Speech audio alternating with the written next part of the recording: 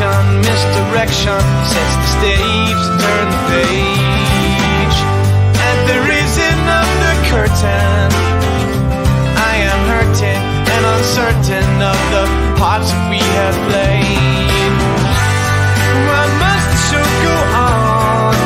I can't say these lines again. Why must the show go on? Must I sing this song again?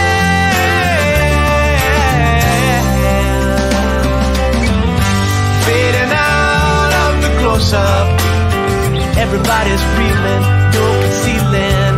Your beauty is seed stealing.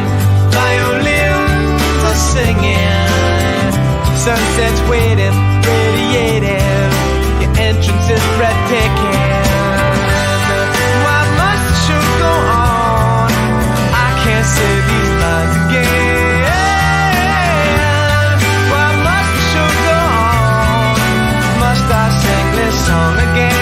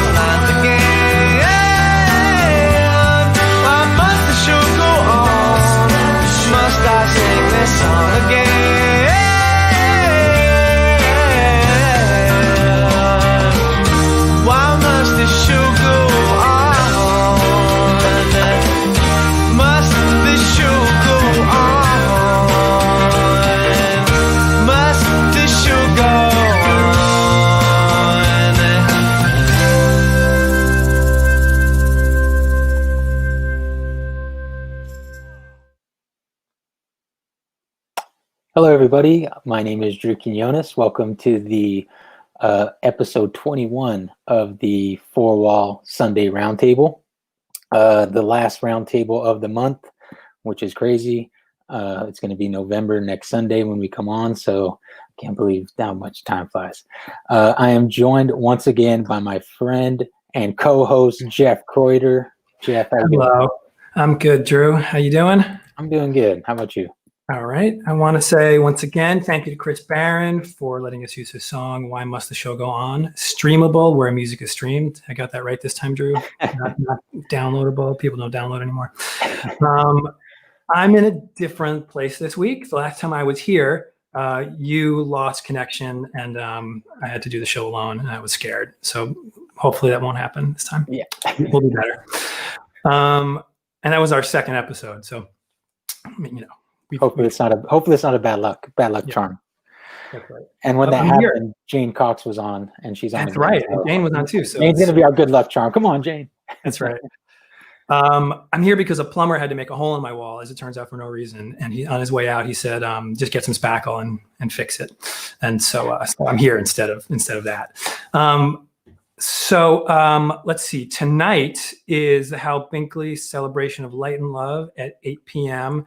I know we always say we're going to finish by 8, but this time we're really going to finish by 8, so people can click over and watch that. But before we get going, Drew, there is one special guest. You want to? I'm gonna bring in my friend Rain Renshaw of Limelight Wired. Hey, Rain, how you doing, man? Hey, how's it going? Thanks for having me, guys. Yeah, no problem. So when the pandemic first started, you and I had talked about doing like a March Madness type bracket for moving lights, and I guess we didn't really, when we had talked about it, like in February, we were like, oh, it's gonna be great, and then everything shut down, so it kind of picked up more steam than what we anticipated. But you're doing another fixture award or Limelight Awards, so why don't you tell us about that real quick? Sure. First off, thanks for having me. I'm excited to be here today, so thank you guys for bringing me on. I know you guys are about to listen to some of the most incredible lighting designers ever, so what am I doing here? For the past 2 weeks over on Limelight Wired, we've been accepting nominations for the 2020 Limelight Awards. And what is that? Well, think of it like the People's Choice Awards, but for gear. You You see, it just makes sense to me that the people actually using the gear might know what is the best out there. So after 2 weeks of accepting nominations, we've tallied them up and we're ready to announce the nominees right here, right now. Afterwards, you can vote for the winners all week long on our website. And then next Sunday, I will be back right here to announce the winners on the next week's Four Wall Sunday Roundtable. As Drew said, that'll be November.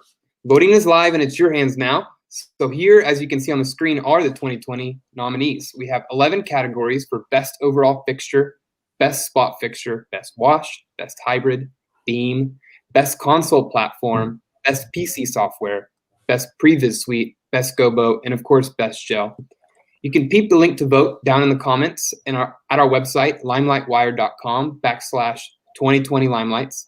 And when you're at it, make sure to check us out on YouTube and Instagram, all under the handle Limelight Wired. That's all I got for you. I'm going to get out of the way because I know you have much more interesting people to talk to today.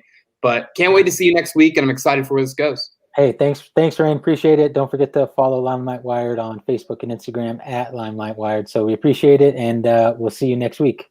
Everybody's interesting, Ryan. Oh, and also this is Rain's first appearance. He's kind of been the creator of Limelight Wired, and nobody knows who it is. Some people think it's somebody from Four Wall.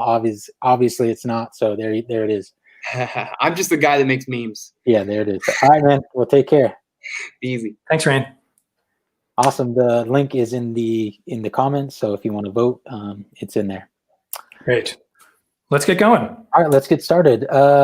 Episode 21, lighting designers. Our first lighting designer of the night is Lucrecia Briceno. Lucrecia, thank you so much for joining us. How are you? Doing great.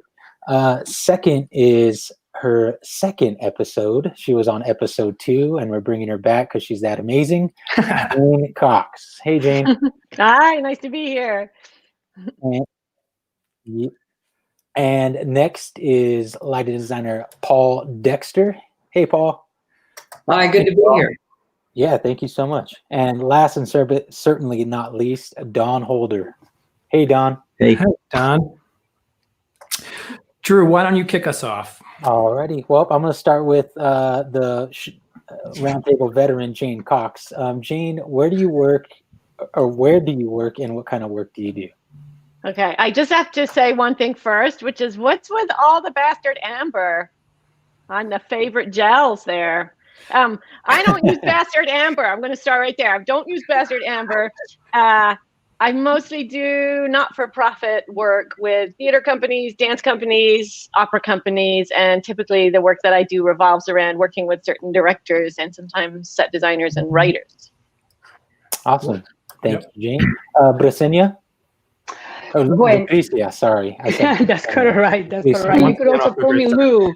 As I told Jeff, you could also call me Lou. I work primarily in New York City. I'm a New York City designer. I work in my bio. I always said I work with original text with people that are doing really new work and people that do really interesting things here in New York in small, venues, bigger venues, unconventional venues. So that's basically what I do. Awesome. Thank you, Lucrecia. Appreciate it. And Don? Hi. I guess I'm primarily a theater lighting designer. I work anywhere where somebody will hire me. Theater, opera, dance, some architecture, some television and film, but I guess theater has always been my first love, and I tend to do a lot of that. Awesome. And Paul? Primarily, I guess I'm going to change my title from lighting designer to production designer, which is all things lighting and stage sets and video and coordinating all of those things together. So for the last 16 years, I've been with REO Speedwagon, and we've been designing sets together and moving the needle big time, through another trajectory of their career, which was, from having great hits in the 80s and then all of a sudden moving into classic rock. And then from there, we've seen audiences really begin to escalate. It's really good. That's incredible. Awesome. Paul, let's stick with you. How did it begin for you? Where did it start? Yeah, and That's also always what a would good you question. the first break? I know, it's a hard one. It is a hard one.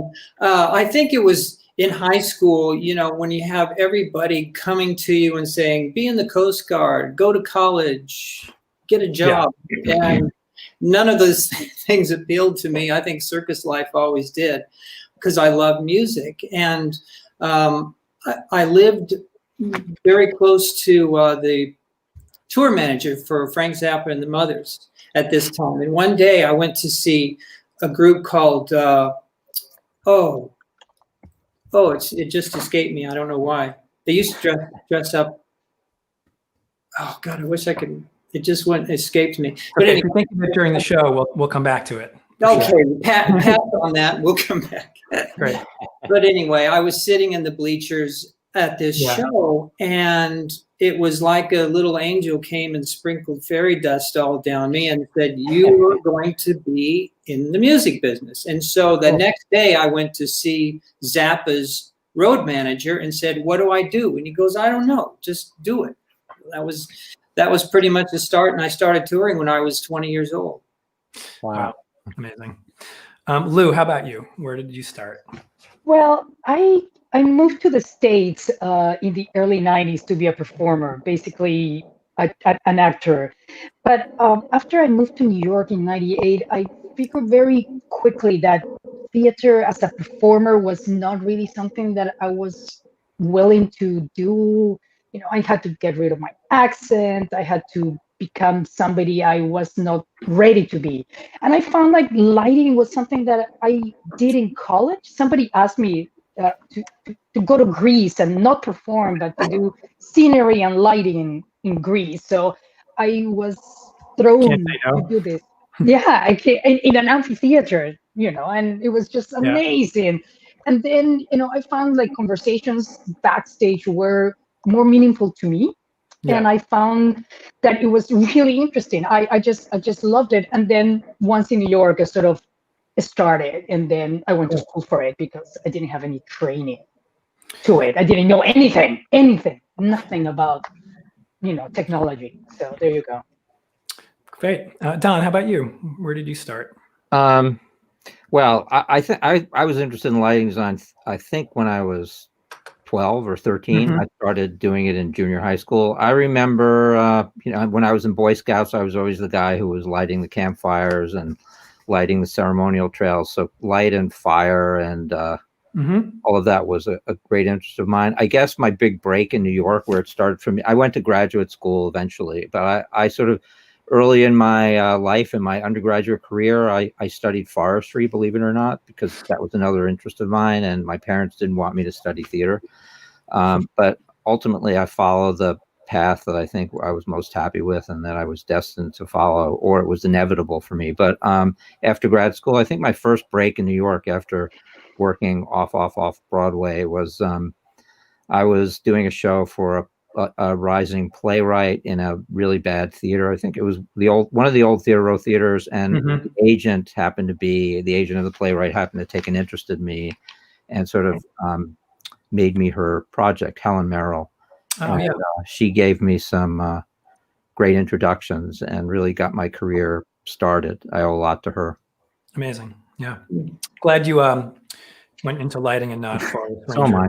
So. Jane, how about you? I went to college thinking I was going to be a musician. Cool. And then at some point they said to me, you know what? You're not really going to be good enough to like really make an exciting life out of this, or that's how I heard it. And then I ran lightboard for a show in college, and it was like Paul said, like fairy dust descended. I was like, this is just like music, but it's visual. And I was hooked pretty quickly. Did you have one break? Was there a big break or a first thing that you did that catapulted you, or was it gradual, like so many of us? I think I was super. Are you asking me? Sorry, I tried it. I am. Yeah, sorry. I think when I look back, the first year I was out of grad school, I lit Susan Laurie Parks in the Blood. Yeah. So there were a few things that happened that year, and I was working with the Richard Maxwell Company, and that all sort of happened simultaneously. A lot of people that weren't very well known that became extremely well known. I was lucky enough to be in the room for that. So blind luck, I would say. Well, works for all of us. Paul, did you have, what was your first thing? What was your first band that you toured with? First band was Billy Preston. Oh, cool. Around in circles and Wow. from nothing. Yeah. That's First great. I was 20 years old, and he played a lot of colleges and universities. Mhm. So, I just thought I was the hot business being, with all these college girls and, on rock and roll campus and everything when I never went to college. So, Right. Well, at least you got the experience, somewhat of the experience at multiple colleges. Exactly. So, it just sort of grew from there. But that was my first tour. And right after that, I did a Frank Zappa and Mothers of Invention tour.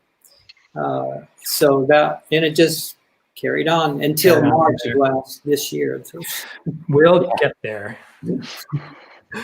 Drew, where do you want to go next? Oh yeah, I was going to go to Lucrecia.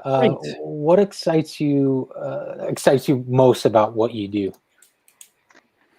I mean, I think that in perspective now, after so many years of doing it, I think that what is exciting for me is still working with new people and people that I know for a long time. So it's making new relationships, new friends, and just get to work with people that are very interested and that I learn from all the time, no matter if they are newcomers of people that have been for a very long time in the business.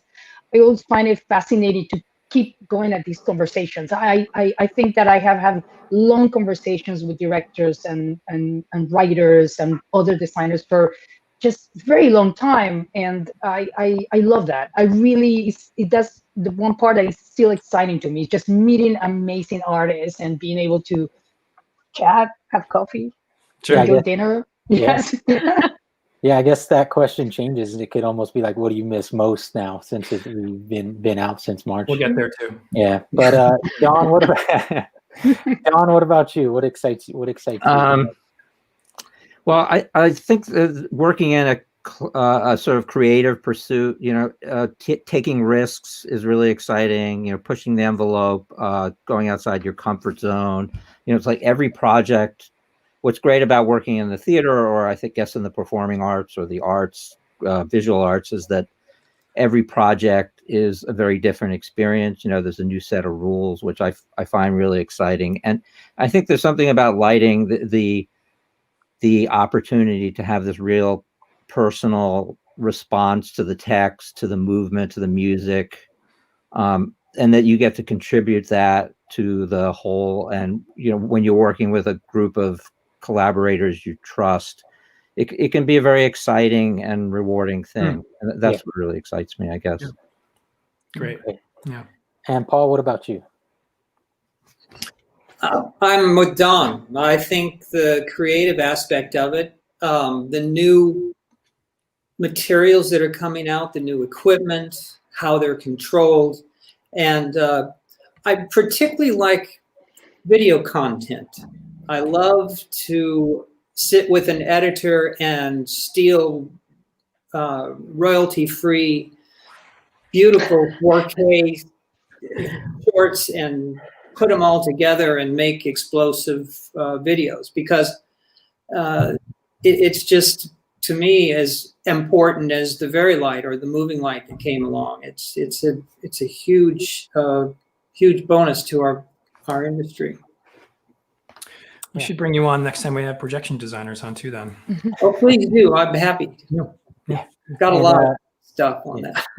Yeah. And Jane, what excites you most about what you do? I really resonate with what Lucrecia said about having coffee with people. I feel like I partly got into this job so I can have coffee with some of the most interesting people in the world. I feel like I've been lucky enough to do that. I would also say there's something mysterious about lighting that still I find more fascinating all the time, which is that I don't really know how it works. Like, I don't really know how our emotional relationship to lighting really works, and how the relationship between light and performer So you learn some tricks, but in a way you're always starting over. And Yeah. I'm fascinated by it. I'm just fascinated by that. It gets more interesting all the time. It is different every time also. I mean, that's another great thing about what we do is that, every experience is totally different. Don, let's go to you next. So we talk a lot about collaboration on this show. In this business, a lot of people talk about collaboration. So what does collaboration mean to you? And through the course of the project, who are your closest collaborators, Don?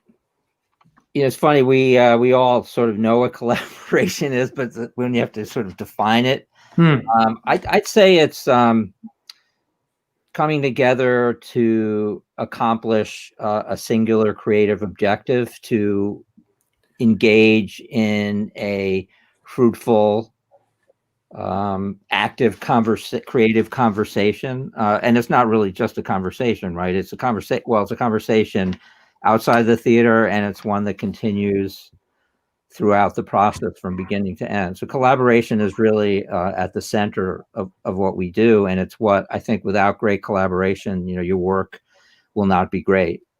Really, you're the product of the people you're working with. So the other part of the question was, well, of course, the director is my principal collaborator. And I think also the set designer, it seems like there's a relationship between scenery and light because we share the same space, and so much of what the set does is related. The intention of the set designer is related to the light so much, but I also think everybody on your team is collaborators. Your associate, and I'd say the production electrician is a huge collaborator, because without them, without the artisans, our work can't happen. I'm glad you said that. We've had several production electricians on this show, and they would be happy to hear it. And especially now with the way the industry is going. Right? Yeah. Paul, how about you? Well, I agree with Don. Don's answer was very thorough. So I'll add, does anyone want to add? Paul, do you want to add anything? Here's the thing. In 1979, I did a tour with Rick James and the Stone City Band. And this is when he first started to come out, and it was a meteoric rise from little clubs and theaters to 2 nights at Madison Square Gardens. I mean, it was an amazing ride. But the first time I came into a rehearsal, and this is after we'd done a few shows, I showed up to the rehearsal, and there was a stage set there.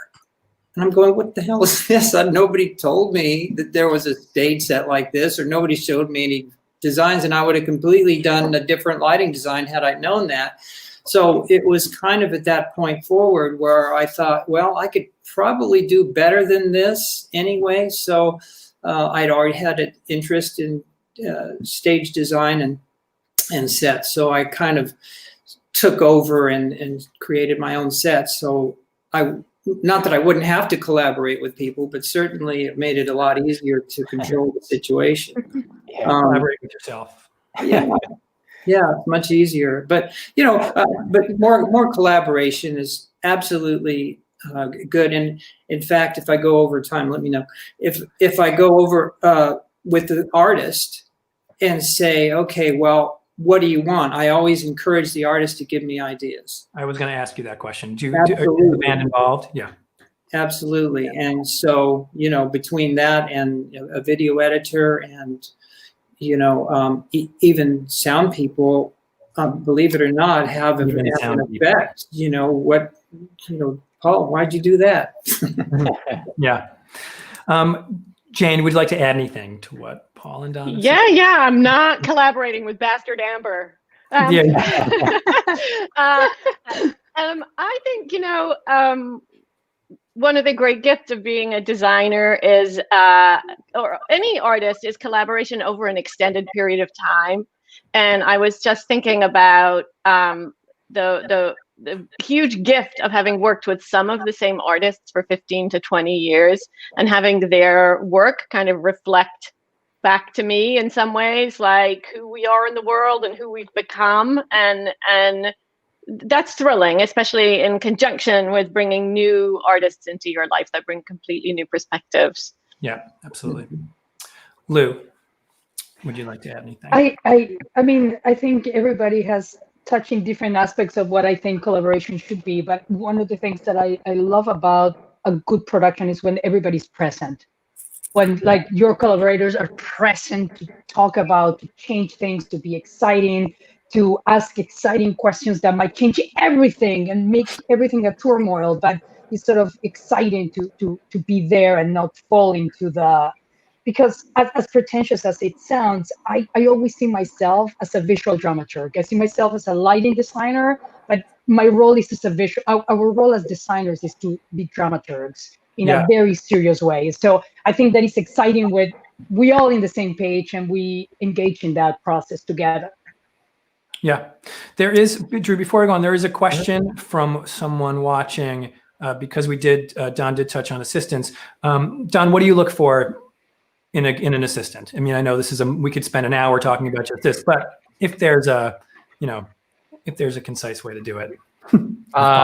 Well, I mean, it's a big topic. I would say in general, I expect assistants to take care of me and not that I don't feel I should be taking care of them. I mean, that's not a non-empathy.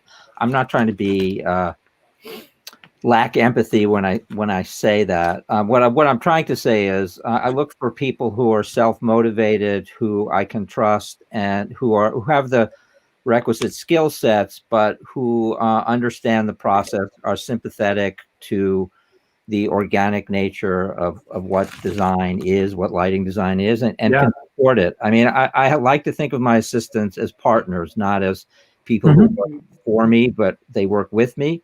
And so I'm looking for people who are I enjoy spending time with, but who can also bring a lot to the process themselves.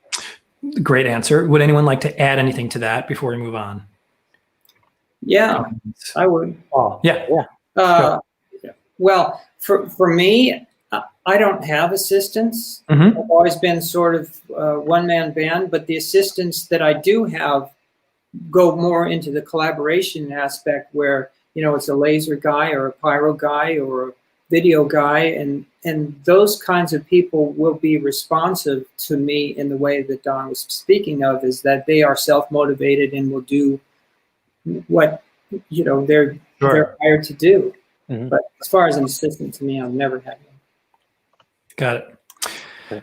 I'll stick with you, Paul. In the process of putting a show together, on average, when do you come on board, and what does your involvement look like at that point?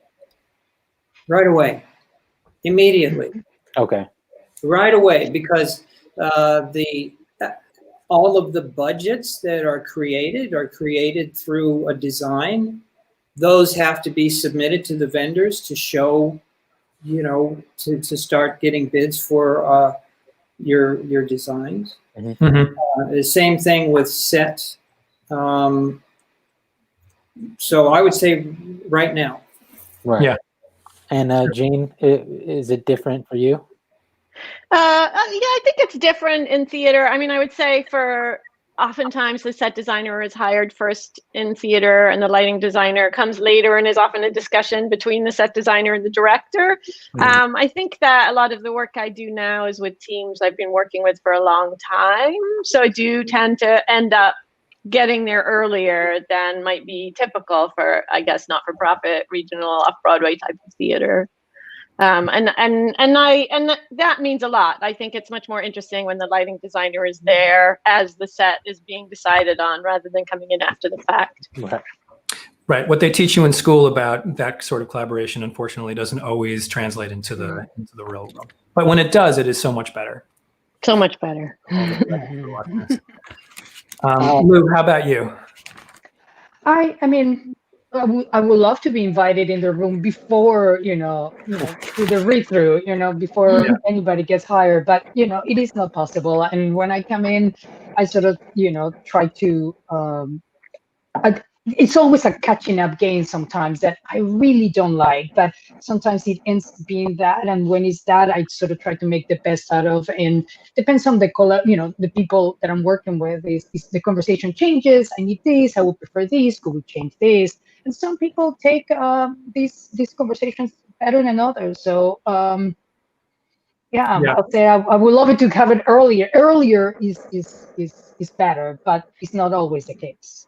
Sometimes I come to, to sort of replace somebody. It has happened to me. A very dear friend of mine that is a lighting designer got sick, and then I stepped in, and then, you inherit another type of conversation. Much different. Yes, much different situation. Totally. For sure. Yeah. Don, how about you? I think Jane pretty much said it. The only thing I would add is that it really depends on the director and the people involved. That some directors want to meet with everybody separately, and they invite the lighting designer in sort of last, and others want to have all their collaborators in the room up front. Somebody like Julie Taymor, we work all together in the same place for a couple of years in advance sometimes. And other times I've worked on projects where it's impossible to even have a one-on-one conversation with the director and then until you get into the theater. So it always varies. But I think what Jane is describing is typical and certainly what you'd like to see. Yeah, absolutely. Jane, let's go to you. What has changed the most since the beginning of your career? I would say that when I started my career, I was almost always in a room that was otherwise exclusively white men. Yeah. And now that almost never happens. So that's the biggest change for me, and it's been wonderful. Yeah. Yeah, absolutely. Yeah. Lou, how about you? I think technology has changed a lot. It has always, not coming from a technical background, it has always me catching up with the technology. So LED lighting, I think, and it's not only in the theater. I think like the LED technology within the world has sort of changed how we see things, how we absorb color and things like that. And I think that has a big change in the way we live our lives regularly. So I think that's a big one. It's true. Look how blue I am today. It's horrible. I'm in a different place. It'll be better next week. Bastard amber on you. I need. Sorry, Jane. John, how about you? What do you think has changed the most? Well, it's been like so many things. A huge transition. I guess I feel fortunate. I started working in New York in the late 80s after getting out of grad school, and the theaters I was working in, it was all analog. So basically, I sort of went from an analog environment to what is now unbelievably digital, right? Yes. I mean, my early shows, we were using auto transformers and two-scene presets, and some of them were run by stage managers, and some were run by office staff. To what you're looking at now, which is a very different scenario. So I feel like there's been this amazing sea change in technology and in the kind of plays and musicals that are being written. So it's been an incredible time to be involved in the theater. There's such a huge evolution. And Paul, in your world, how about you? What has changed the most? Technology. Sure. I think DMX changing the consoles, having so much control over just lighting, but being able to control all video, all pyro, all time code, everything is all on the lighting designer now. Yeah. So, Don, Paul just mentioned consoles. So, obviously the consoles are very different. You were talking about rheostats and two-scene presets. But not rheostats. That's a little bit. Sorry. I think my high school had rheostats. Auto transformers. Maybe not rheostats. That's close. But in the modern age of the computer lighting console, with what has changed, even in the last 10 years, has that changed the way you approach a design? Has it changed the way you design, or do you just design the way you've designed? I think that the way sort of my process, without getting too verbose, is much more the computer control, memory control, and a tracking console is much more sympathetic to the way I think. It's not necessarily linear all the time, and so computer memory consoles, specifically tracking consoles. I mean, the early boards I work with, like the Idea, which is a predecessor of, I guess, the Microvision. Were basically Q-only consoles, and they didn't really work well for me. So I think starting with the obsession I felt like my work was much more fluid and seamless and invisible than it might have been earlier on, because it was really hard to accomplish what I wanted on stage with the technology that was available. Lou, how about you? Have consoles changed the way you work? Or? Consoles.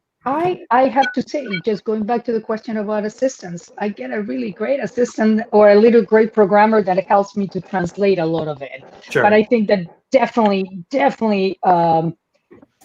with the after the obsession and Ion and all that, I started feeling way comfortable just getting my fingers on it and working on it. So I think consoles with that protocol is sort of have been really useful for me. And here in New York, we are very lucky if we get one, but when we get one, we are really happy because any type of work, it's musicals or just conventional theater is easy. Yeah. So I had to say that. Jane, would you like to add anything to that? To consoles the way you work? Yeah, I guess I would just, I agree with what Don said, and like shout out to programmers, because I feel like for me, like the change in technology of consoles has kind of gone hand in hand with my career's ability to work with programmers who can really kind of think and feel along with me. And so to be honest, it's probably the people that have brought a bigger change as for me personally. Yeah. And Paul, how about you? Now, I think everyone else uses the EOS, or at least is based in the EOS world. Do you have a go-to console that you use when working? Well, if I have a programmer, I'll use Grand MA. And if not, and I do my own stuff, which I do a lot, is the Avo. I use an Avo Titan 2, which is super powerful. But it helps me. I can take my show with the console and go anywhere and adapt to whatever's in the venue and program for the rest of the day usually. Yeah. Absolutely. It's that's the biggest difference. I mean, theater, we all really have programmers, and everything else, every other part of lighting, the designer has their hands on the console. It's only us that don't really do it. But they're so powerful. The Grand MA is super powerful. And I agree with Jane. Without programmers, sometimes they just take the load off of you to worry about that technical aspect of it and be able to think creatively what's next. Yeah. All right. So let's go to Jane. LEDs have come up on the show so many times. I feel like we were just talking about them. Jane, do you have, first of all, did it take a while for you to start using LEDs, or did you embrace it right away? And then this has come up a lot. How do you talk about color when so much of the equipment can mix to 1,000 different varieties? Do you still reference gel book numbers? Do younger people even know what that means anymore? I mean, there is that number, of course.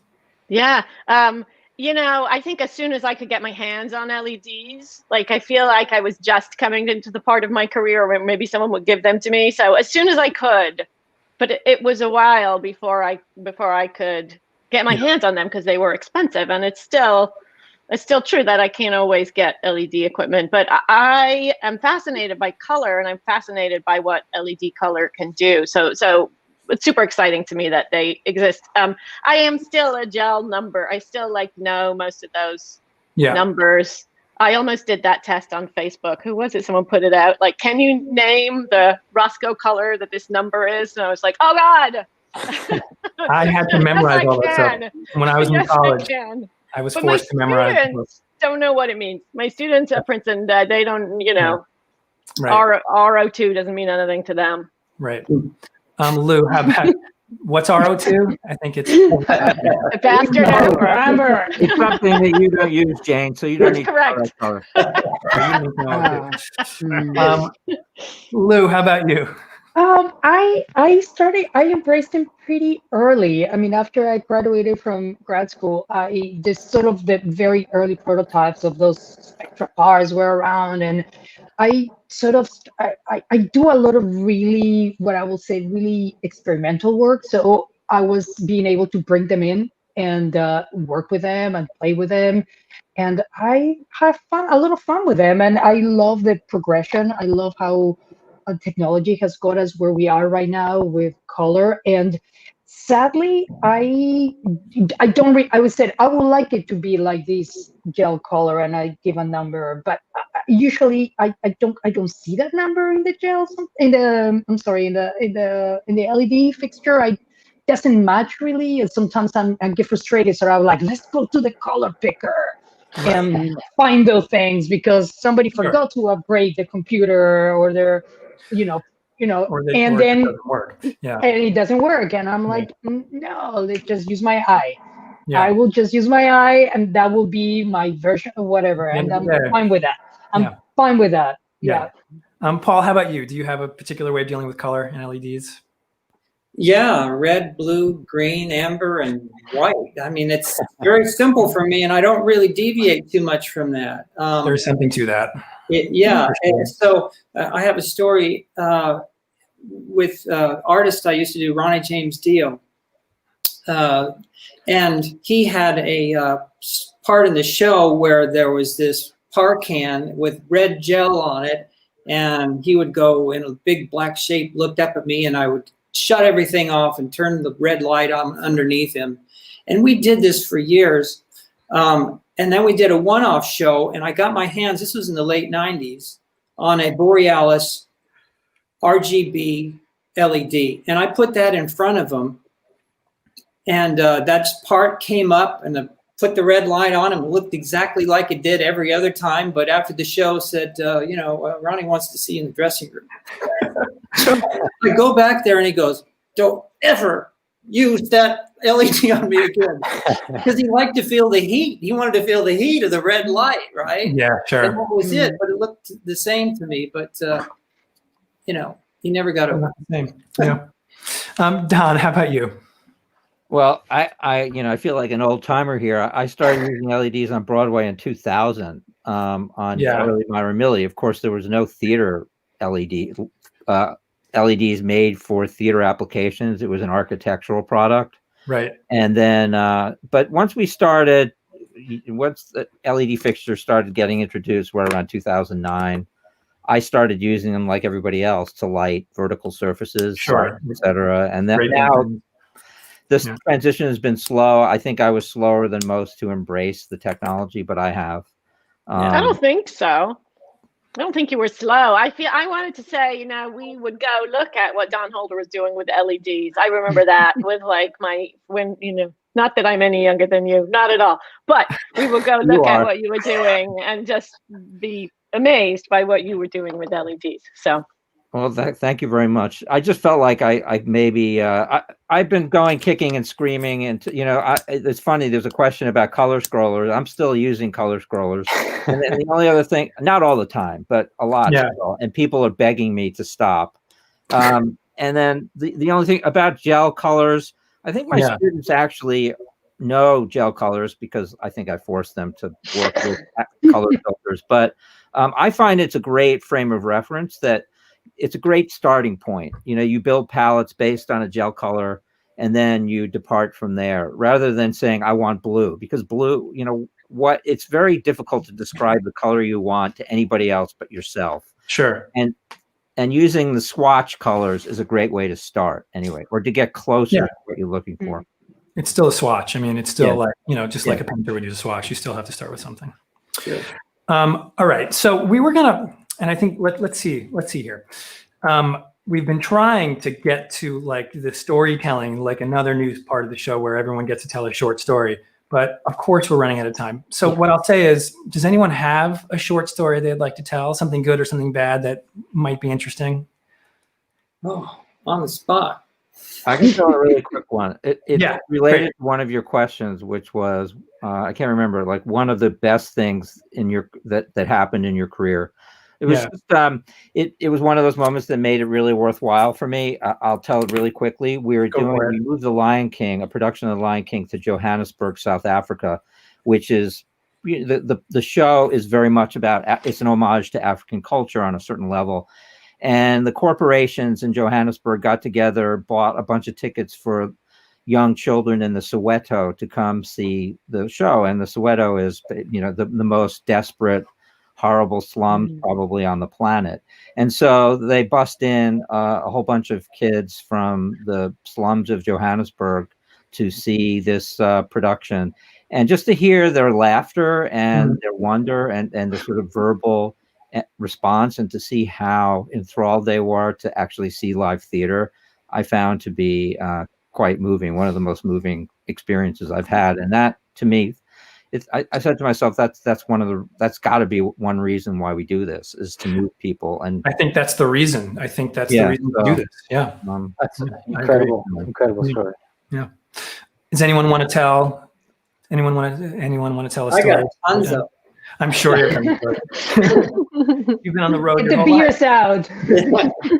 You got those bad stories, which are probably a lot more interesting. I'd be happy to, Spider-Man. Yeah, that was very story. I'm doing Spider-Man on Broadway. So here's your bad story. Psychology more than anything else, and it was, you learn through experience, right? And so I mentioned earlier, I did Rick James for a while, and one of the first gigs that I did for him was in this little club in San Jose, and Rick had already sold 1 million something records on his Mary Jane record, and so he was all I don't know if you're familiar, he wore really big braids and makeup and high platform shoes. Oh yeah, and whole thing. I mean, he was decked out in silver and blinged out.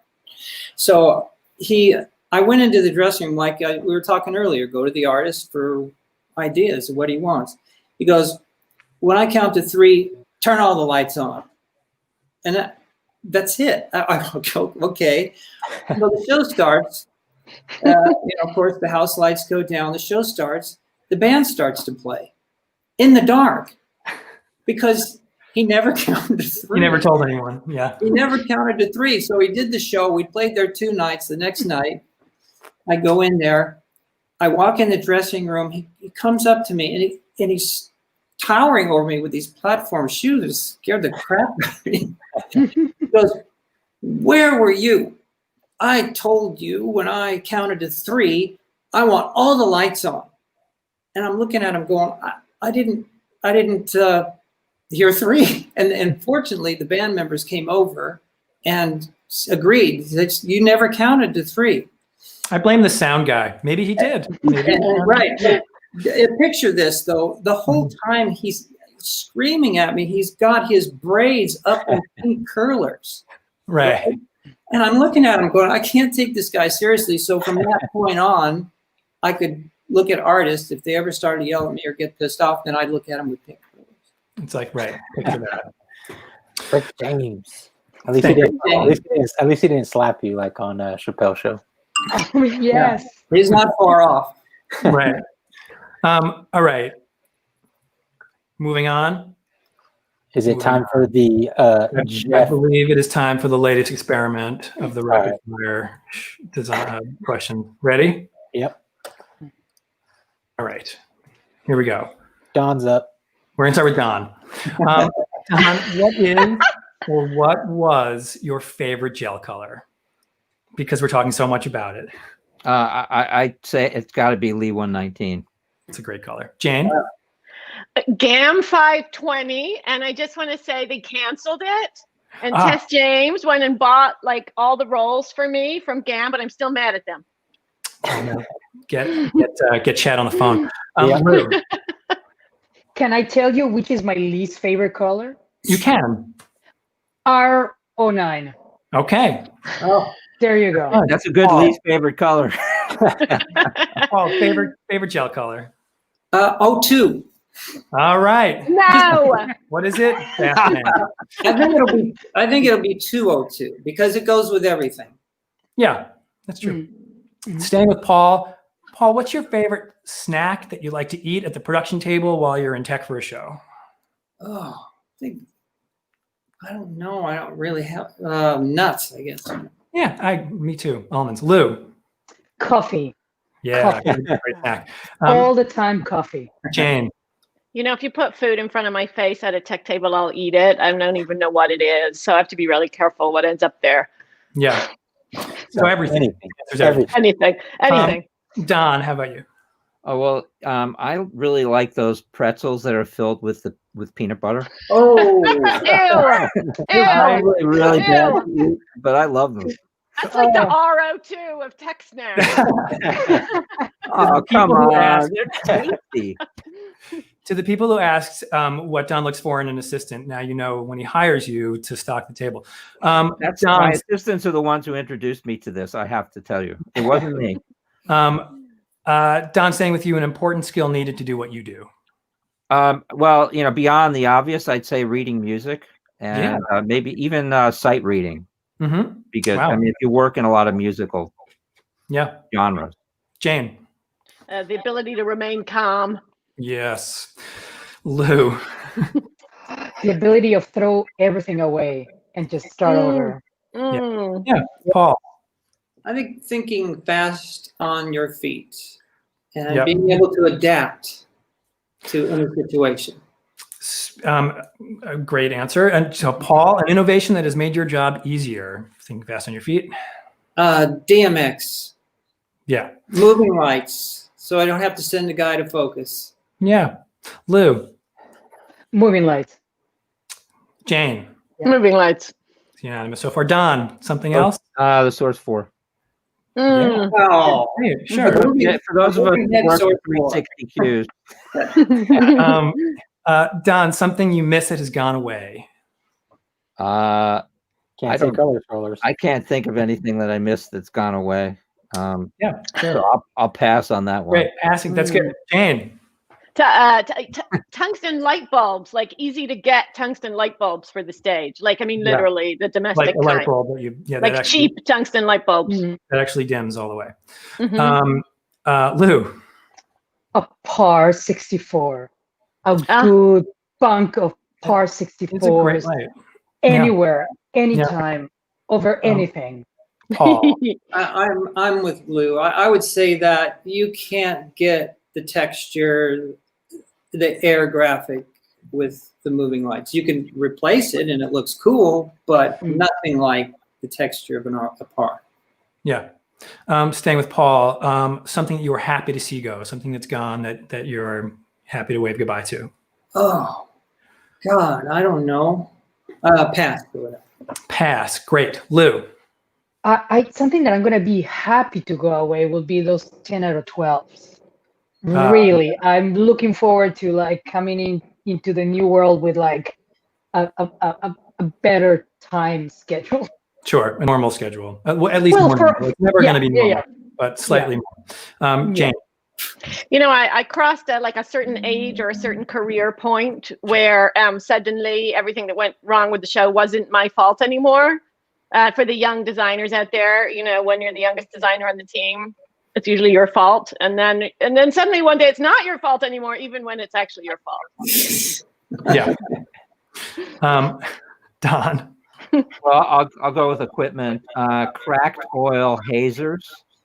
And I already mentioned this, the 360Q, and finally manual resistance dimming. How about that? There you go. So, yeah, tying into where we were before. Where are we? Don, let's stay with Don. When was the last time you used a color scroller? August 2020 in Copenhagen. That's the answer, right? Yeah, that's Wow. right. I don't have to elaborate. Do I? Nope, that's right. Jane, last time you used a color scroller. Yeah, last show I did at the end of 2019. Lou? In 2020, January. See, they're still around. To everyone who said the color scroller's dead. Paul, how about you? 1987. Thank you. They weren't even made in 1987, were they? Yeah, absolutely. I'm not surprised. I have this conversation with people many times, and I say the color scroller is still out there. You can't get them every place, but you can still get them. Paul, least favorite thing you have to do as part of your job, other than getting yelled at by people and curlers? I think getting on the bus. Getting on the bus. Yeah. Yeah. Traveling on the bus. I mean, it's enjoyable sometimes, but it's not that comfortable. Yeah, sure. I gotcha. Lou. Yeah. The last hour of focusing. That's Oh man, sure. yes, Totally. yes. The last hour is It's the brutal. worst. Yes, it's the worst. Jane. The meetings, after 10 out of 12s, when there's always someone yes. who can't stop talking. Yep. Yes. Yes, and it's always about one prop, right? Mm-hmm. Don, how about you? Yeah, I mean, Jane stole mine, but also doing worksheets. That's also an excruciating thing, especially for large shows. Yeah. Don, favorite part of your job? Coming together with a group of people you love and trust and making something special. I mean, and also the happy accidents and discoveries that were unanticipated. Yep. Cool. Jane? Watching performers perform. No question. Awesome. Luke?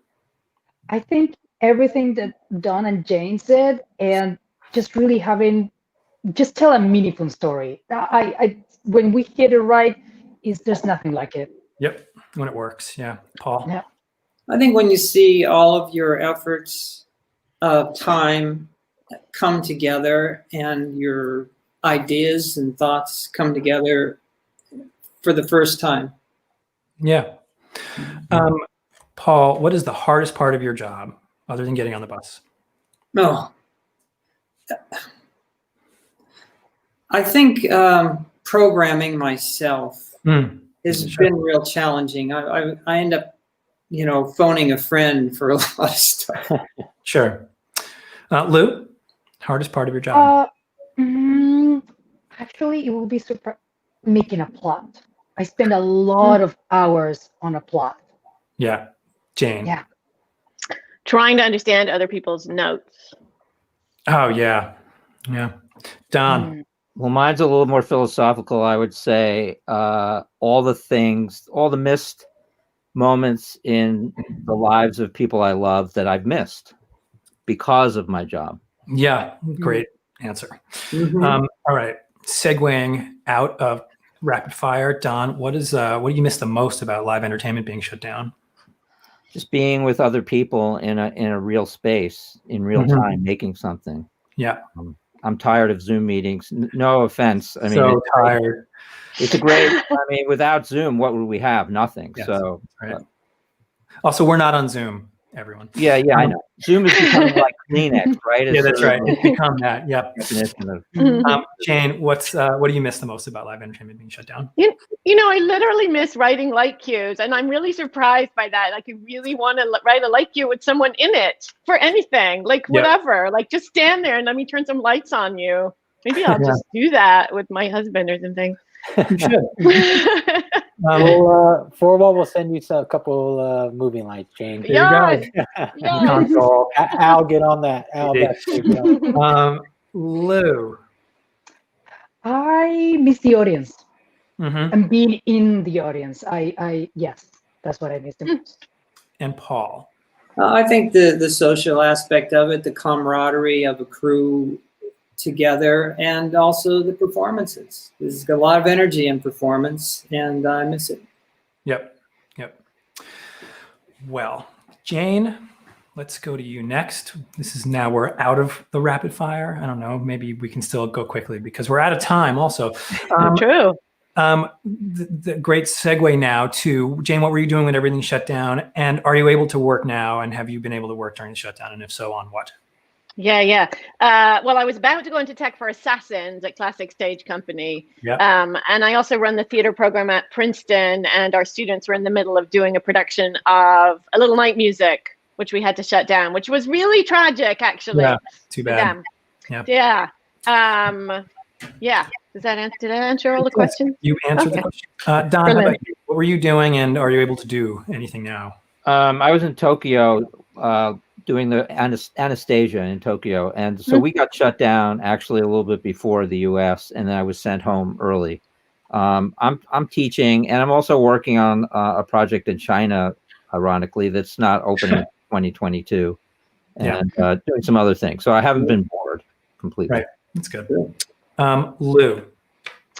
I was about to go to work regional, just put a couple of theater companies that sort of went away, but I am part of a theater company called the Anonymous Ensemble, and I have been having lots of fun doing transitioning and doing, lighting into cinematography, into discovering my passion for the camera and lighting and what that means. And I have been really blessed to work with a really great group of collaborators that allowed me to found a place to write a lighting cue with a camera and do things and see my work as a lighting designer from a different perspective. And I really feel very blessed for that. Yeah, that's awesome. Yep. Paul, how about you? I was in Minneapolis, and we had already heard. I was on the road with REO Speedwagon, and for the previous couple of days, it was starting to brew, and we were going to load into this beautiful venue.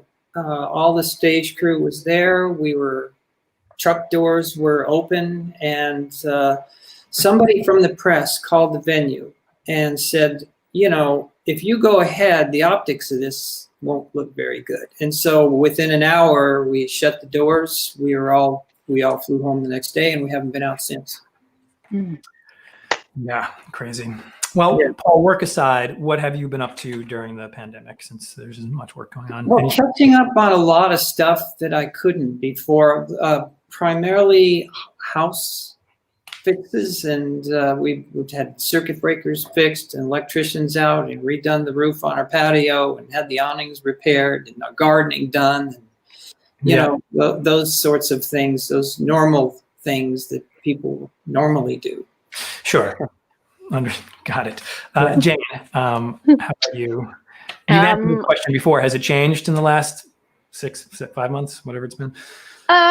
I'd say we're taking the opportunity that a lot of theaters are taking at Princeton to think about anti-racism and social justice and what does that mean for all our structures and systems. And that's a fascinating, amazing conversation. And I'm involved in that in the professional world too. And I've been composting. How's it going? It's amazing. I turned out my first really beautiful load of compost like 2 weeks ago. Huge heat. And it's glorious, and it's kind of the meaning of life. That is. Huge congratulations. Thank you. Sure. Lou, I feel like you just told us what you were up to, but anything other than work? Cook. I was not a very much of a cook person, and I went with the hype, and last night I did paella. I do big roasts and things like that I will have never done. So, I want paella. I want to make a paella. You've inspired me now. I'm going to do it. There you go. It's not so hard. Don, how about you? I'm also a first responder in my spare time. And finally, the pandemic allowed me to go to EMT school. So I went for 3 months and I have my EMT certification, something I've always wanted to do. So amazing. Awesome. Yeah. Amazing. Congratulations on that. Thanks. All right, so bringing it home, we're at the end. Last question. Let's start with Paul. What advice would you give to people who want to do what you do? Want it. Yeah. Want it. Persevere. Basically, study. Do everything that you can do to get to know the right people, and just be involved in every way. Lou. Wanting it, yes. Just knowing whose work you like and sort of ask questions. Don't be afraid to approach people and ask questions about how people got to the places that they got and just look at the world around you. Just as easy as that. There's a lot to learn from a walk in the park. It sounds really, philosophical, loosey-goosey, but I think it is. There's a big range of opportunities if we just take them. Yeah. Jane. Yeah, I'm going to follow up on what Lou said, and I've heard the phrase used a lot recently. I think it's really wise. Find your tribe. Follow the love. Find your tribe. Look for the people who are excited by things in the same way you are, which doesn't necessarily mean they look like or act like or do things like you, but that are energized by the same kinds of questions. Great. And do those things. Don, bringing us on. All of the above. Building a life in the arts or in lighting is a marathon and not a sprint. Yeah, great advice. Great advice. Anything anybody want to add or retract or clarify before we say goodnight to everyone? I do. Yeah. Redbone. Red Bull. Redbone. Red Bull. Yeah. Yeah. Come and get your love. It was on, Yeah. Yes. Guardians of the Galaxy, the first of the Yes. opening. That's the band. Oh, That got song it. is amazing. That Oh my song God, is I'm so amazing. slow. I love that song. Thank you, Paul. That's a great way to end. Thank you all for doing this. Thank you to everyone for watching. Click over to the Hal Binkley thing, please, and we'll see you next week. Yep. Thanks, everybody. Thank you. Bye. Thank you. Bye-bye. Bye-bye.